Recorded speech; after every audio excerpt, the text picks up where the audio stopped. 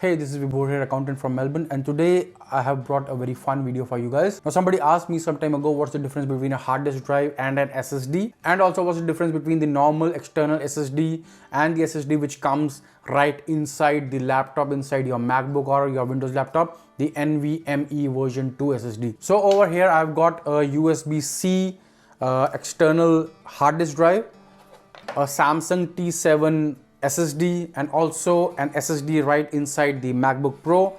Let's try to find out what the differences are between the three drives with regards to the speed and which drive you should be using for various tasks at hand. So first, let's talk about the basics. The external drive that you have, that has got the spindle inside, the spindle wheel, and the discs, the physical discs inside.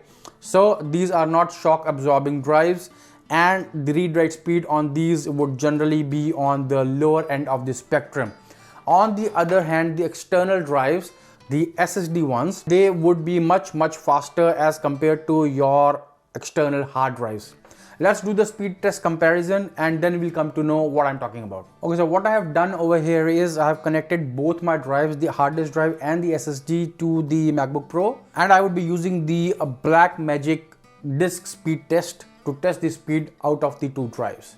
So first, let's start with the Seagate external drive. We will select the target drive.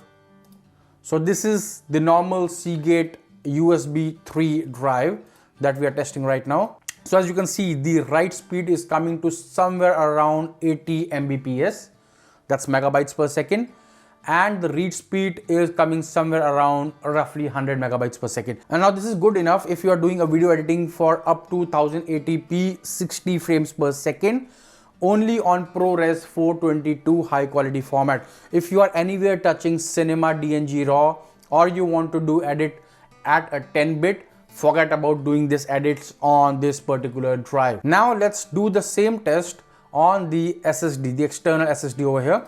So I will select the T7, which is my Samsung T7 drive over here, and we'll run the same test on this drive. So as you can see, the speed is pretty much 10 times of what you were getting on your normal hard disk drive. So we are getting roughly around 950, 940, 920 megabytes per second as a read speed, and a write speed of somewhere around 850 megabytes per second. Now this is good enough for majority of the work, majority of video editing, and that is why majority of people around the world, YouTubers, they use external SSD for doing their video editing tasks. Even a 10-bit video edit you would be able to do on this SSD, provided you are not doing a 4K 60 frame per second 10-bit video edit. For that, this is gonna be crying to a certain extent, but pretty much every video you can do and edit right off this drive. Now coming to the third type of drives that are there, the NVMe type of drive, which gets plugged directly into your motherboard, and they do not use the USB or Thunderbolt external interface. They use your PCI Express or your motherboard chipset directly. One of them is right now in my MacBook Pro. Let us select the internal drive of our MacBook. I'll just select my desktop to run the test. I'll do an open and let's see how much speed we are getting over there. Ooh, so you can see it's roughly around 2.5 Gbps of read and write speed on the particular SSD which is there in the MacBook Pro. Now MacBook Pros are really known to have professional level SSDs. Your Windows laptop might not have an SSD which runs at this blazing fast speed. My 2013 MacBook has got an SSD inbuilt which runs at a speed of 500 Mbps.